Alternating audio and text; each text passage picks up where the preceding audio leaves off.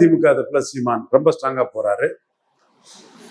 விஜய் தரப்பு இஷ்யூ இல்லாததுனால, வேற அவங்களுக்கு பேசுறதுக்கு சப்ஜெக்ட் இல்லாததுனால சிம்பிளா மொட்டைச்சாத்தான் குட்டையில விழுந்தாங்கிற மாதிரி ஜான் ஆரோக்கியசாமி தன்னோட பத்திரிகைகளோட எடுபிடிகளை பயன்படுத்தி சீமான பிடிஎம்னு ஒரு குற்றச்சாட்டை வைக்கிறாப்புல. அதுல ஆதாரங்கள் இல்லை.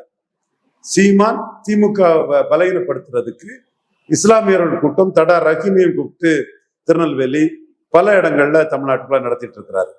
அதே மாதிரி கிறிஸ்தவர்கள் கூட்டத்தையும் பல இடங்கள்ல நடத்திட்டு இருக்கிறாரு. நம்ம எல்லாத்துக்குமே தெரியும், இந்த வாக்காளர்கள் 90% முஸ்லிம்ஸ் ஸ்டாலினுக்கு தான் போடுறாங்க.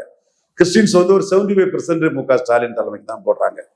ஸோ ஸ்டாலின் குவிஞ்சு கிடக்கூடிய இந்த ஓட்டை எடப்பாடியால பாஜக தலைமையை வச்சு எடுக்க முடியாது. விஜய் மண்குதிரை விட்டுருங்க, அவரு 214 போட போறதில்ல. அவரை சீமானுக்கு போட்டியாட்டு கருத்து கணிப்பு அதுன்னு வைக்கக்கூடிய அத்தனை பேரும் முகத்துல கறி பூசிக்கிட்டு பரிதாபமா இந்த விஷயத்துல பரிதாபமா ஏமாந்து போறாங்க. அதை விட்டுருங்க.